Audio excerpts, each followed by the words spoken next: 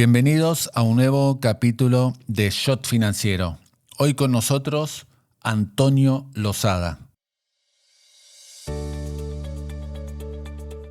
Antonio ingresó en el año 73 en la financiera Roberts y posteriormente, con el paso de los años, llegó hasta ser director para América Latina de HSBC, empresa que en su momento había comprado al grupo Roberts. Una carrera de las muy pocas que hay en el mercado financiero local y uno de los argentinos que más alto llegó en el organigrama de un banco internacional. Imperdible la entrevista de hoy, Antonio Losada en Shot Financiero.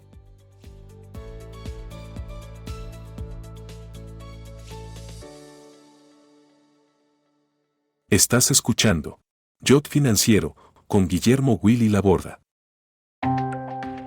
Shot Financiero es presentado por Puente Holding UK, una compañía especializada en Wealth Management, Sales and Trading, Capital Markets e Investment Banking, basada en el Reino Unido y con oficinas propias en Argentina, Paraguay, Uruguay, Panamá, Estados Unidos y España. Puente cuenta con más de 100 años de trayectoria y 35.000 clientes en todo el mundo, entre individuos, empresas, instituciones y sector público.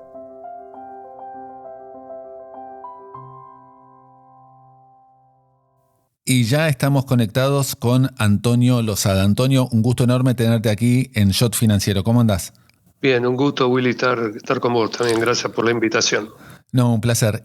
Antonio, tu carrera es espectacular. La vamos a ir escuchando gradualmente. ¿Cómo ingresaste al grupo Roberts, en realidad a la financiera Roberts?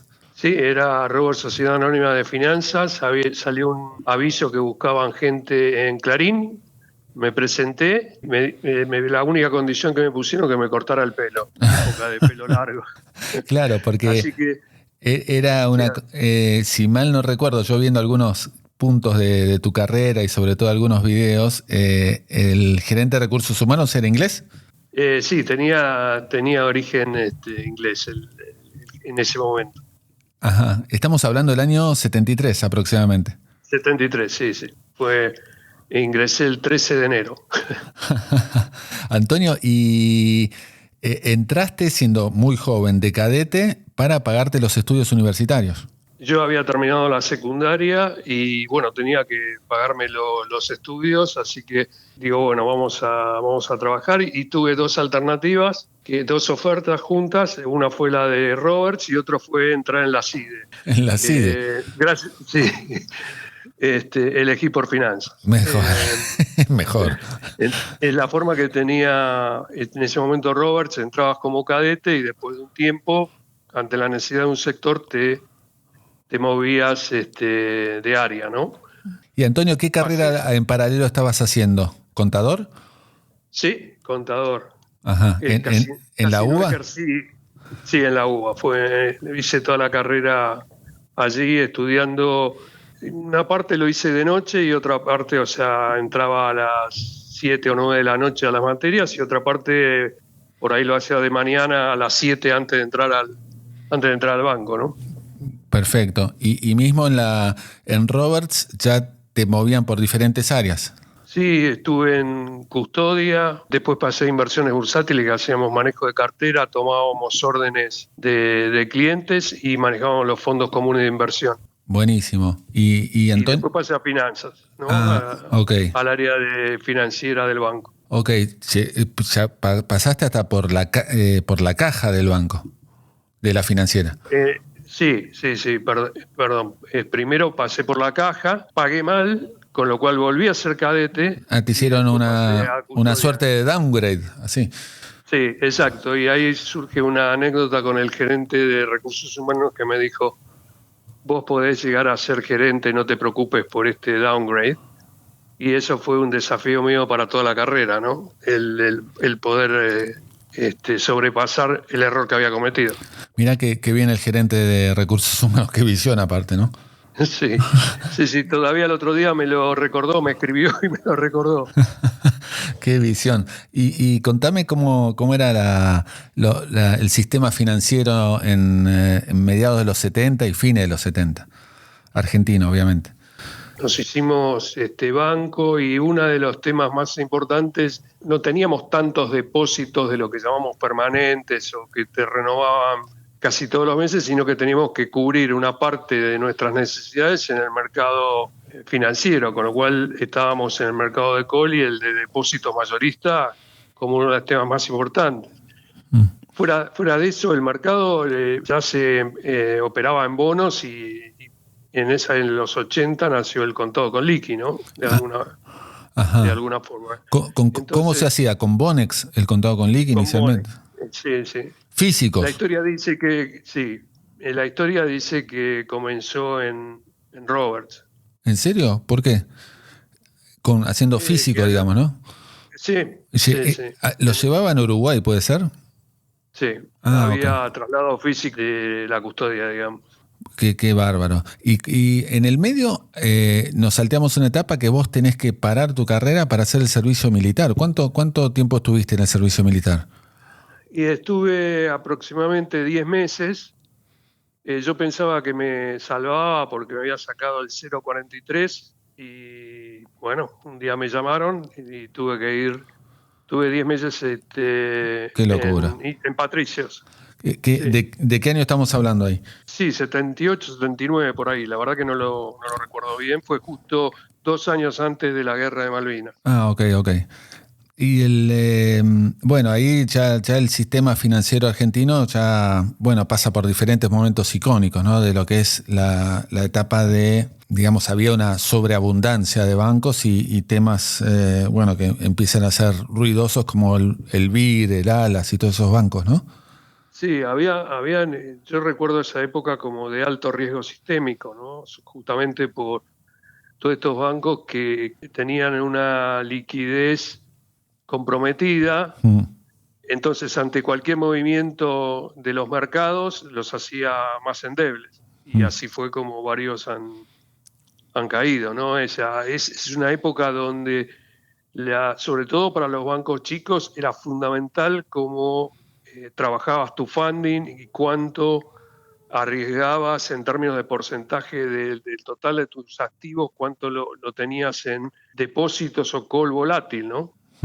Y Antonio, ¿a vos siempre ya te apasionaba tesorería? ¿Qué área del banco era la que más te gustaba, de las que habías pasado? No, era tesorería. Recuerdo que la primera vez que entré a la mesa desde finanzas, yo tenía unos monstruos de traders en ese momento y yo tenía 20 y pico. Sí, me encantaba. Mi primera tarea en finanzas fue, aparecían las primeras operaciones de leasing, cómo cotizarlas, cómo conseguir una posibilidad de colocar fondos a través de esto. Y después fue el manejo de la posición. La diferencia la hacíamos con el mismatch de plazos y eso era lo fundamental del área. Después esto no tiene nada que ver con una tesorería de hoy, ¿no? Era mucho más simple y acotada. ¿El primer cargo gerencial que ocupás en el banco, en qué área fue? En la de finanzas. Fui el gerente financiero a los 27 años. Muy joven para ser gerente ya. Sí, sobre todo para esa época, ¿no? Sí. Quizá se adelanta más. Confiaron en mí en ese momento, se fue el gerente de finanzas y no buscaron, sino que me dieron la oportunidad a mí, así que después tomé también el área de comercio exterior, que era fundamental, el tema de conseguir las líneas para importación. Nosotros trabajábamos con grandes compañías, hasta la llegada de HSBC, ese era un tema fundamental, ¿no? ¿Cambió mucho frente a lo que es hoy? Seguramente sí, lo que era una mesa de dinero en los 80, fines de los 80. Yo me acuerdo de esa época, eran líneas punto a punto, ¿no? Teléfonos, ¿no? Sí, tal cual. No sé si te acordás, sí. Los cables en el microcentro, que eran como un techo, era tal la maraña que había, ¿no? De las líneas punto a punto, ¿no? Claro, estábamos muy atrás en tecnología, ¿no? Yo me acuerdo, yo en el año 87 entré en la Buenos Aires Seguros, que era parte del grupo Roberts, y entré por Manpower en pago a proveedores, y después me fueron llevando a diferentes áreas y terminé en la mesa de dinero de la Buenos Aires, y ahí conocí a Gabriel Martino, y te estoy hablando del año 89, que él ya estaba en la tesorería, en la mesa de dinero del Banco Roberts, que era del grupo. Sí, sí.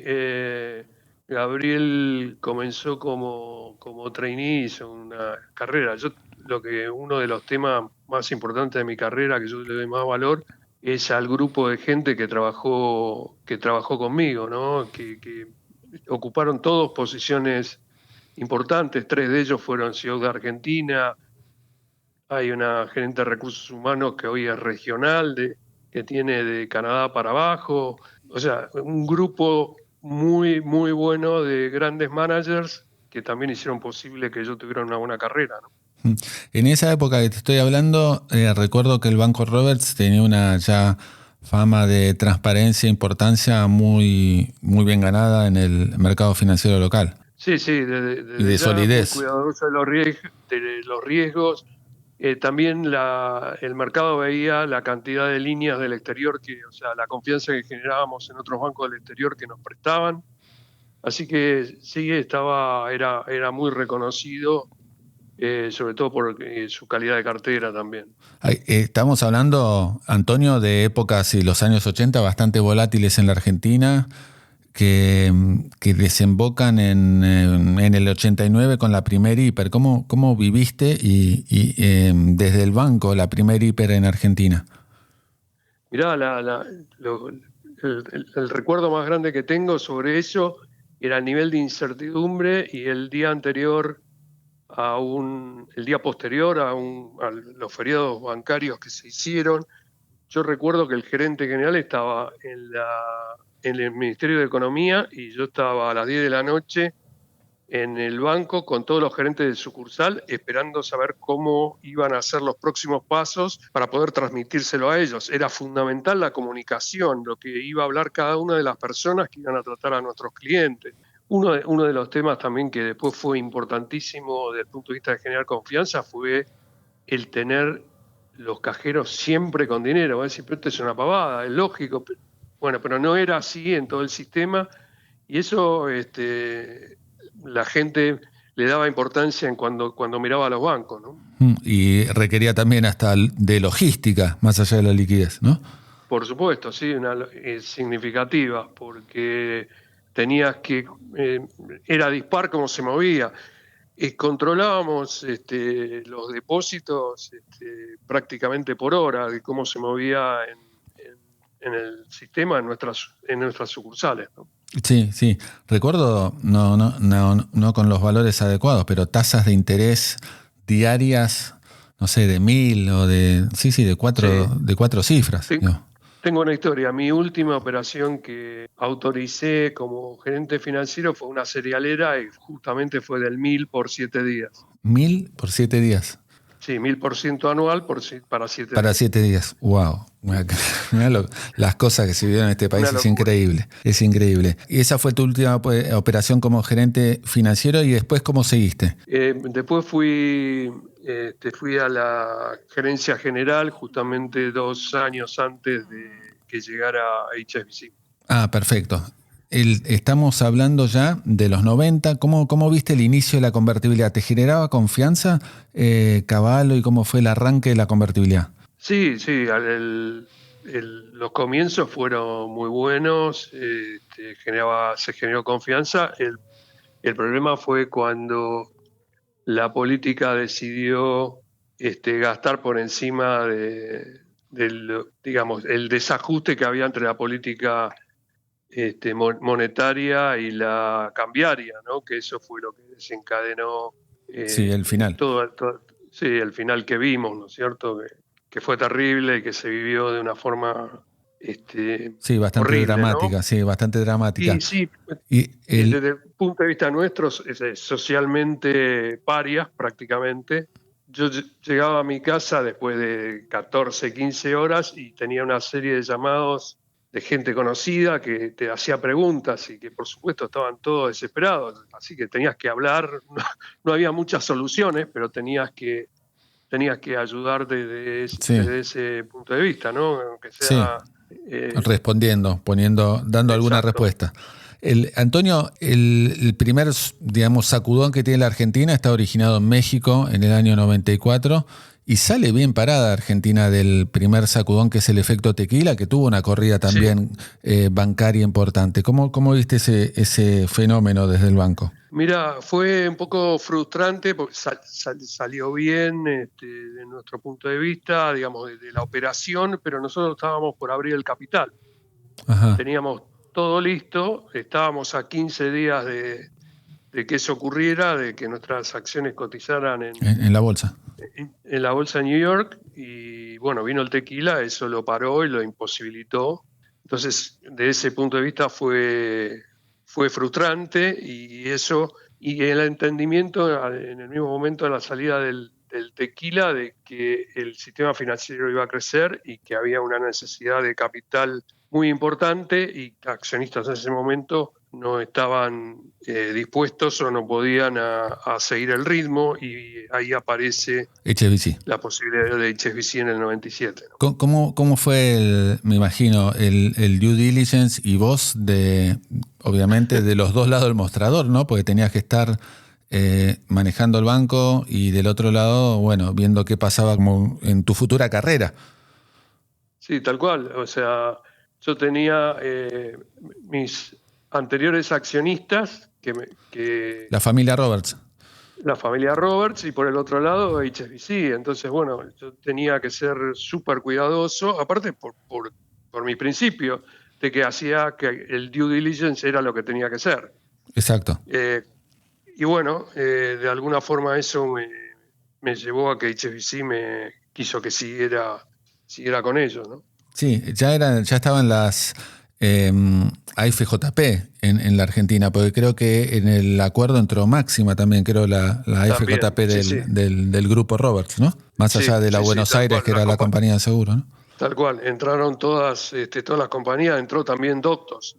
Cierto, de prepaga. Pero ahí lo que hubo una reorganización en términos de cómo HSBC veía los negocios, con lo cual yo ahí manteniendo el puesto de gerente general, pero haciéndome cargo de todo el que era manejo con empresas en todo el grupo. O sea, una forma, y además una forma distinta de manejo, ¿no? Claramente éramos más rápidos para tomar una decisión en Roberts, pero la potencialidad que nos daba HSBC para crecer era impresionante. Entonces, bueno, hubo que ir adaptando y encontrando el punto medio, pero obviamente un banco del tamaño de HSBC necesitaba procesos muy claros y muy concretos, y había que adaptarse a eso sin ninguna duda.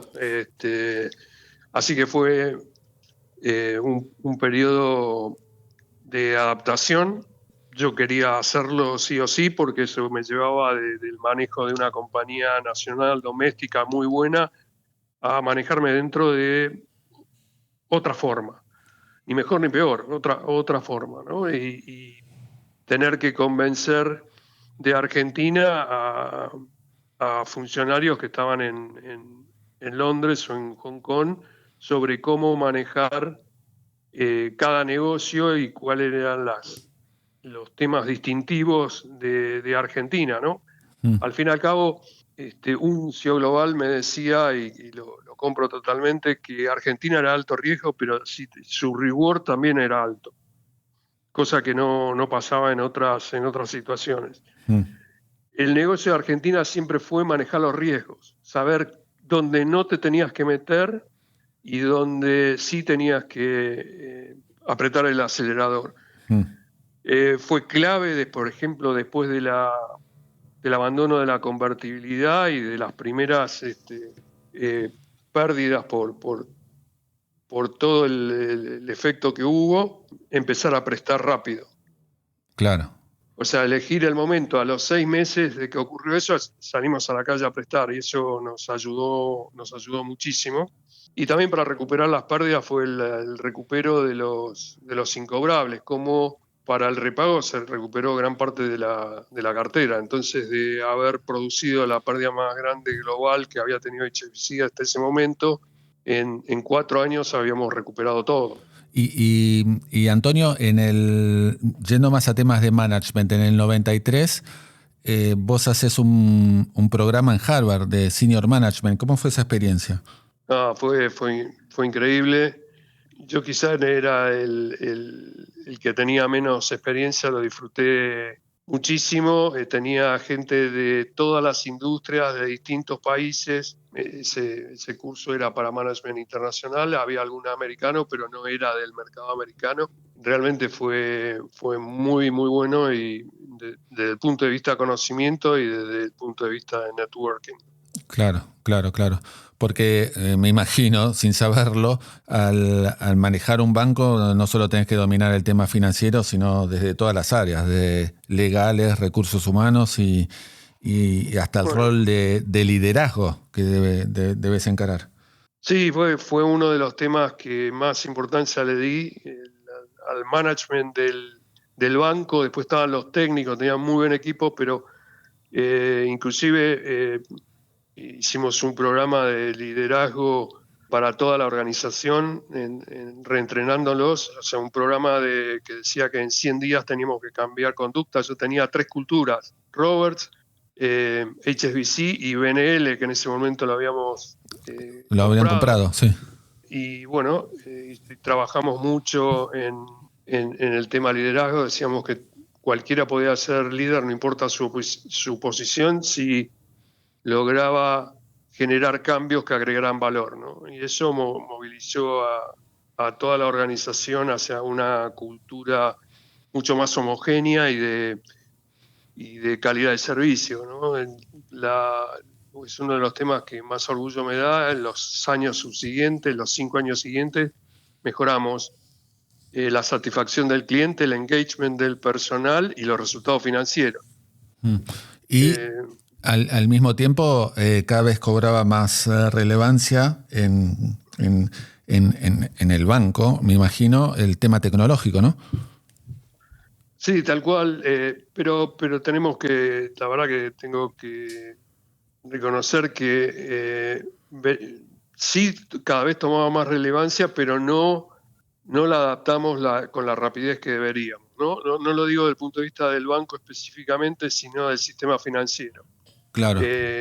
Venía muy lento, bueno, y esto lo probaron después en estos últimos años otros actores que supieron leer mucho más rápido y usar la tecnología mucho mejor. Ahora los bancos están haciendo catch-up, pero vienen de atrás de alguna forma, ¿no? Claro.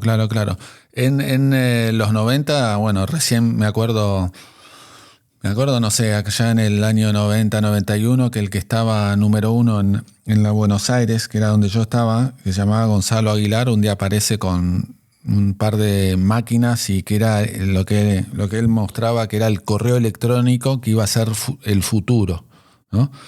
Y me imagino que, bueno, también aparecían esos cambios en los 90 a nivel del Banco Roberts, ¿no?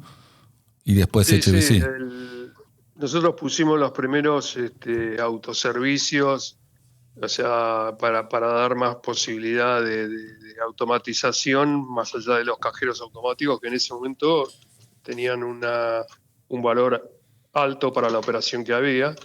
Y también empezamos, recuerdo cuando estaba todavía en finanzas, hicimos el primer programa para manejar la posición del mismatch del banco, ¿no? La posición de efectivo mínimo y demás, pero faltó. Realmente tendríamos que haber evolucionado más.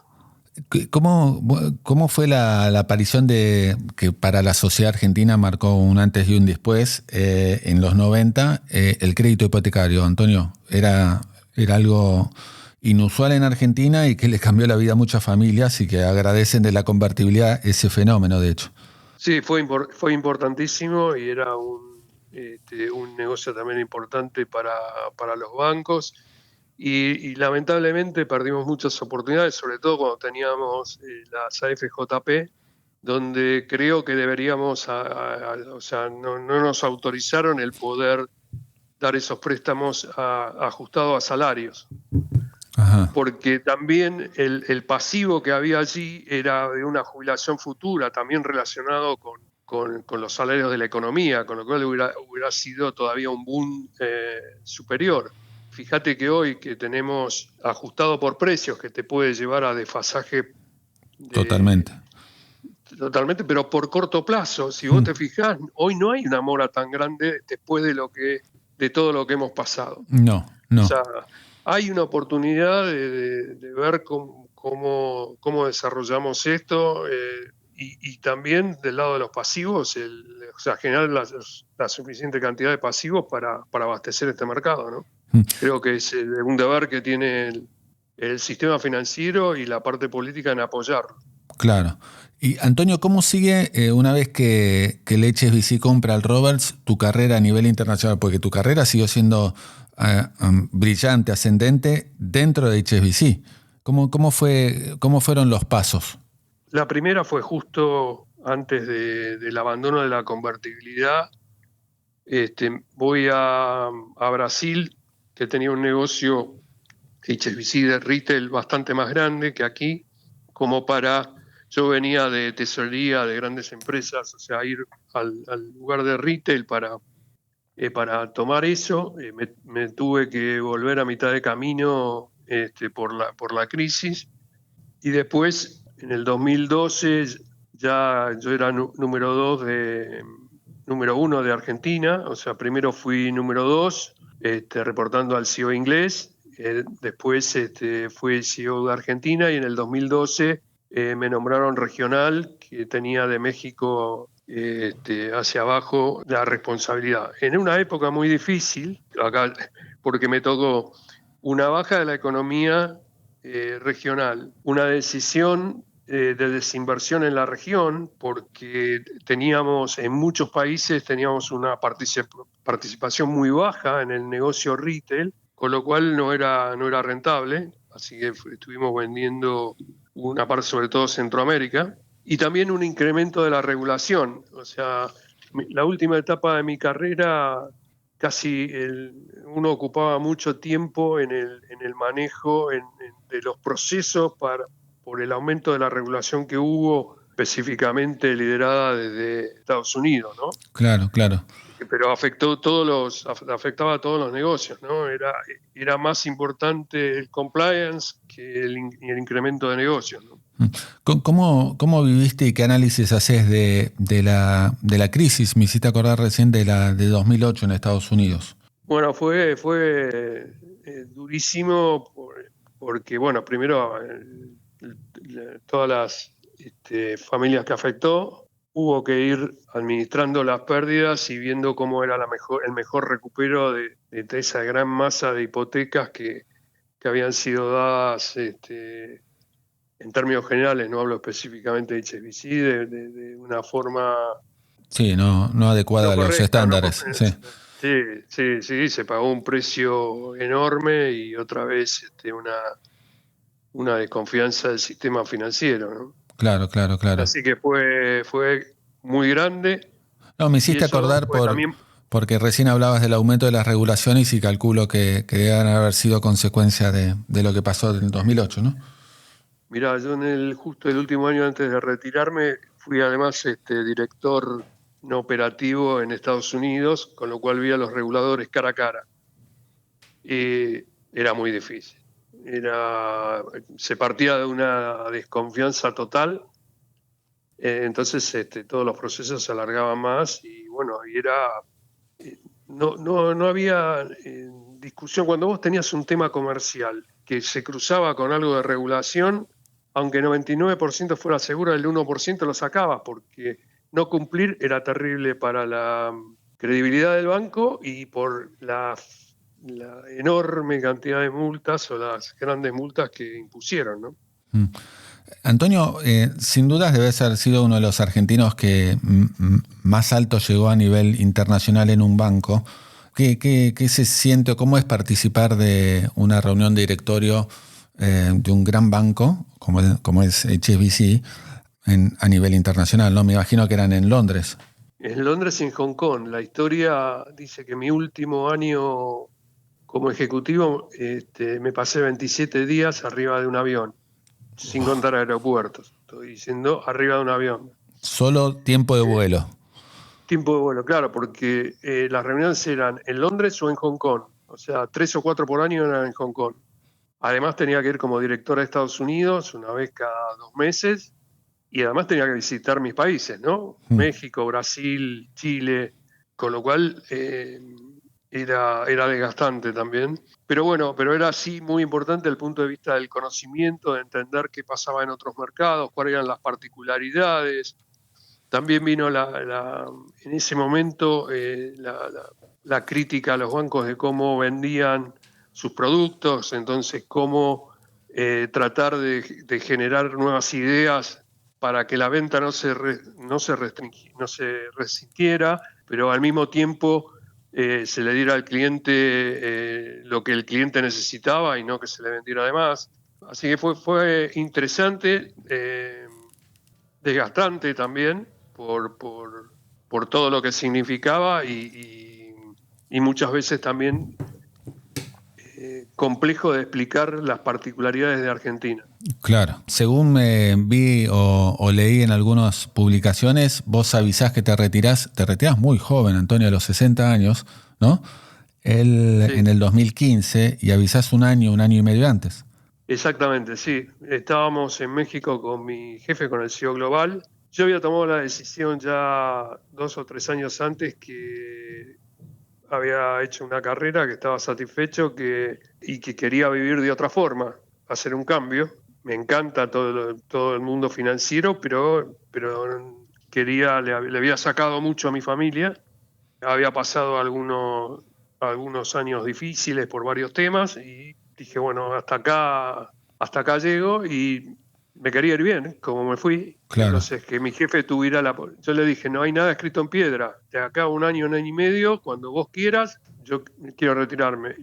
Pasó que después de esa reunión, 2 o 3 meses después, me llamó y me ofreció que hiciera un cambio para una posición global, que finalmente no nos pusimos de acuerdo y bueno, no se hizo. Pero es porque yo quería ya retirarme, ¿no? Contento de lo que había hecho y vivir distinto, ¿no? Claro, ahora me imagino que se te venían al momento de tomar esa decisión, Antonio, 1000 recuerdos desde aquel día de enero, me habías dicho, del 73, ¿m? Que empezabas de cadete en una financiera, que ni siquiera era banco, y llegar hasta dónde llegaste, Antonio. No, me imagino que mirabas para atrás y decías, wow. Sí, la verdad me pone muy orgulloso, y me pone muy orgulloso cuando encuentro gente por la calle y me saluda y recuerda cosas que hicimos en forma común, y me da un... Hay mucha gente que por ahí vos ni te enterás, pero que trabajó en el Banco Roberts, que yo conocía y que conozco, y que realmente no sabes con el cariño que recuerdan tu gestión. Bueno, esas son las cosas que reconfortan, y las cosas que tienen validez de la carrera, ¿no? Que uno, a pesar de las presiones y de que tiene que tomar decisiones correctas, que la gente valore que uno lo hace tratando de ser justo, de hacerlo bien. Porque debe ser difícil, Antonio. Mira, yo te miro solamente del campo teórico, ¿no? Vos tenés que llevar adelante un banco que genere utilidades, luchar contra el contexto, que en Argentina es muy difícil, mantener a la organización confiable, a pie, y generando también, no sé, un clima interno en la empresa adecuado, positivo y de empujar para adelante. No es nada fácil en teoría. No. Bueno, fue primero me encantaba. Segundo, el equipo que tenía, como te mencioné antes, lo hizo posible, porque tenían la misma impronta, y eso hizo que estuviéramos siempre del lado del crecimiento, y fundamental el respeto de las personas, ¿no? Me parece que es algo fundamental, y eso generaba un clima interno que ayudaba a generar más negocios también, ¿no? Claro, debe ser fundamental, y no sé, leyendo diversos libros de management, incluso las entrevistas a Steve Jobs, que el formar equipo es clave, ¿no? Vos lo mencionás siempre, lo mencionaste hasta en el principio de esta entrevista. El formar equipo es esencial para el éxito de la organización, ¿no? Los primeros 90 días te tenés que ocupar de cuál es tu equipo. El tener un buen equipo te trae soluciones. Tener un mal equipo te trae problemas. Esa es la gran diferencia. Sí, tan simple como eso. Y además yo prefiero al al señor que tiene los valores correctos y es 8 puntos y sabe trabajar en equipo, a la estrellita que tiene 10 técnicamente, pero que te estropea el valor que ha creado con su tecnicismo porque no tiene el comportamiento con el resto de la organización. Pasa en todos los sectores, no solo en bancarios, pasa en medios, pasa en todos los sectores. A veces tiene que tomar decisiones de desprenderse esos, entre comillas, 10 puntos que no lo son a la hora de jugar en equipo, ¿no? Sí, tal cual. Para mí es... Hasta en fútbol debe pasar. Sí, seguro. Ya viene el River Boca, no, mejor no hablemos. Sí, mejor no hablemos. Antonio, ¿cómo sigue tu carrera después del 2015, cuando te vas de HSBC? Ok, ahí las premisas que me puse fue, una, ya había tomado demasiado riesgo, con lo cual no iba a entrar en directorios y no lo hice. Segundo, quería seguir estando activo, pero con cierta libertad. Y tercero, también ir a cualquier emprendimiento que hubiera buena gente. Estoy ahora asesorando a una pyme a la cual invertí. Eran compañeros de mi hijo en una compañía que hace logística de e-commerce. Yo quería seguir ligado a algo de tecnología. Así que bueno, me divierto, ayudo en estrategia, en algo de administración y por supuesto la parte de finanzas. Y además invertí también como minoritario en un proyecto de inteligencia artificial para los sectores legales, que generalmente tienen poco presupuesto y con esto le damos herramientas. Así que estoy entretenido, fundamental para la salud mental. Sí. Acabo de cumplir 70 años y quiero tener la libertad. Tengo una hija y mis 2 nietas viviendo en Estados Unidos. Tener la libertad, voy 3-4 veces por año. Tener eso, pero por otro lado seguir activo, entender cómo están los mercados y demás, ¿no? Pero bueno, eso es lo que hago. ¿Y cómo estás viendo hoy al sistema financiero en general, a los bancos? Y pregunta número 2, ¿cómo los ves a futuro? Sí, en términos internacionales hoy están muy regulados, hay mucho capital. Yo no veo a los bancos con riesgo sistémico, puedo ver algún foquito, pero no algo grande. Lo que veo es un mismatch total con lo que es el mercado de criptomonedas en términos de riesgos, que en algún momento pueden producir algo sistémico. O sea, todo lo que no se podía hacer en los bancos y se controló, ahora se hace ahí. Eso me deja un poco de duda de cómo va a evolucionar, ¿no? Obviamente ves, lo comentábamos antes en el inicio de la entrevista, cada vez ocupando un rol esencial la tecnología, o sea, la sucursal va tendiendo a desaparecer.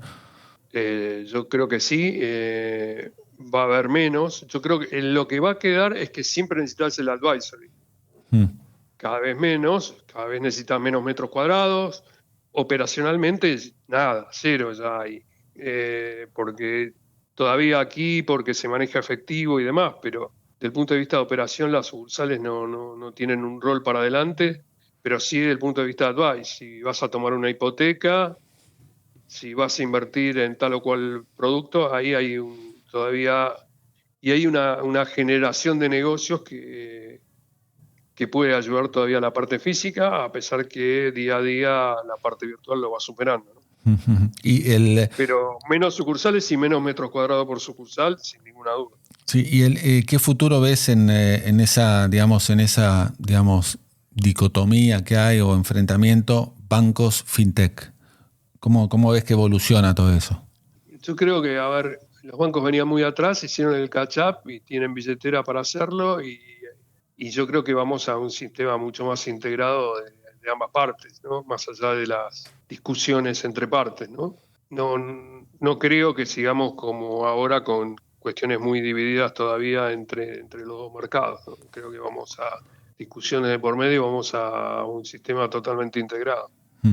Y ves también, salvo en casos de economía en negro, ves la desaparición del dinero físico, por ejemplo, el billete. Hoy ya en Argentina, tarde, creo esta semana se puso en práctica pagar con tarjeta y celulares el transporte.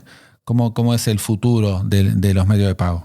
No, yo creo que va a bajar el efectivo. Nosotros, como decís vos, estamos atrasados, pero ya los últimos números están mostrando que se está reduciendo, ¿no? Y creo que vamos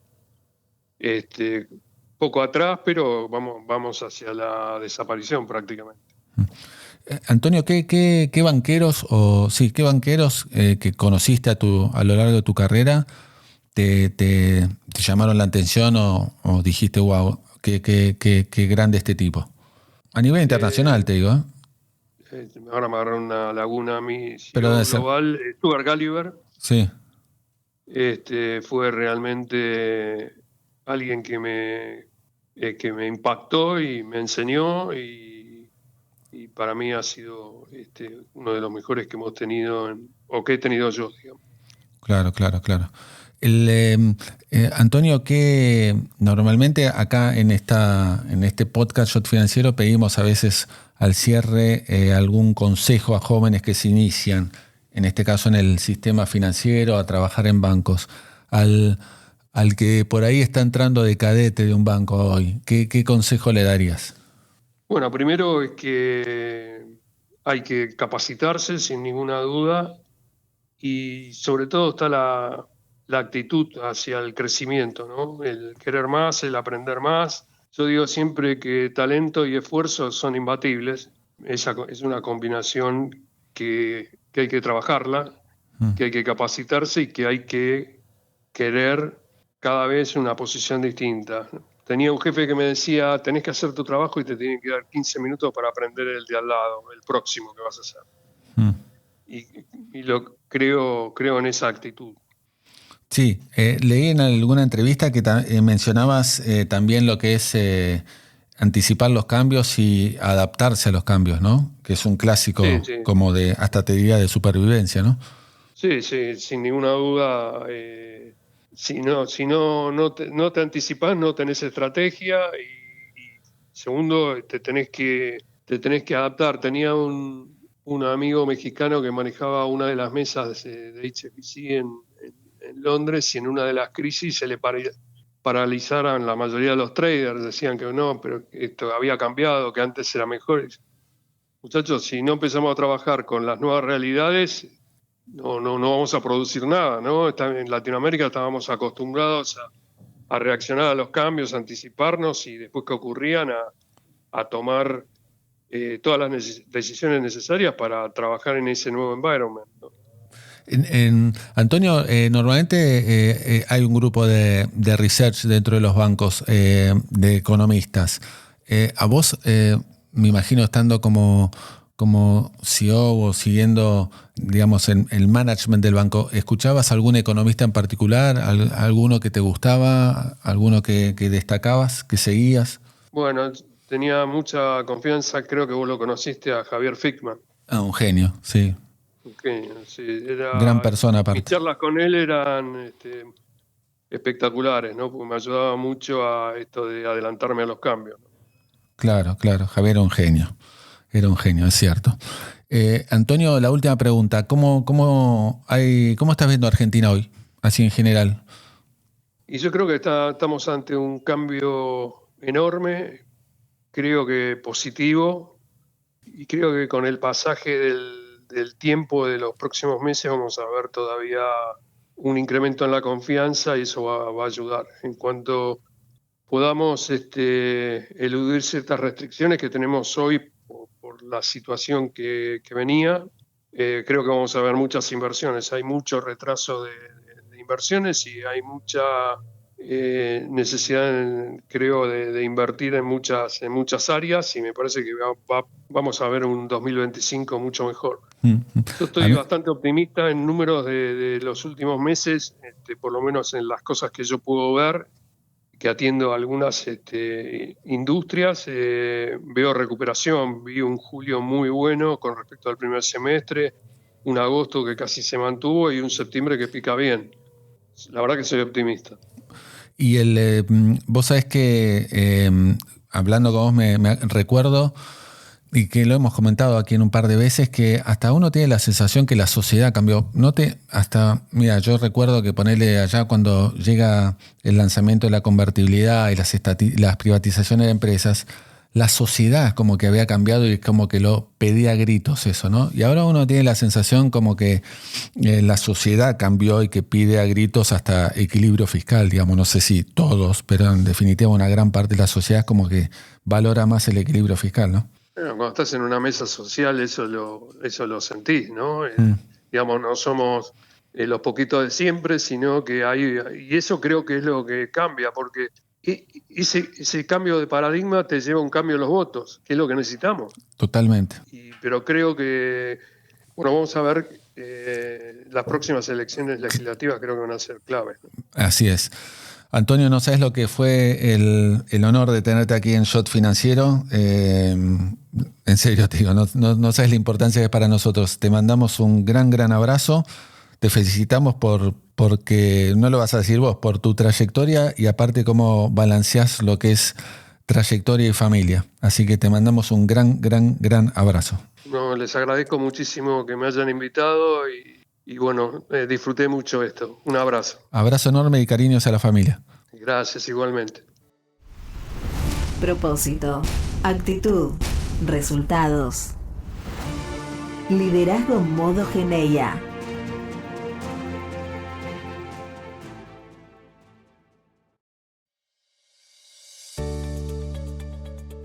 Hasta aquí la entrevista con Antonio Losada. Nos reencontramos en una semana en un nuevo capítulo de Shot Financiero con un referente de la economía y de los mercados internacionales.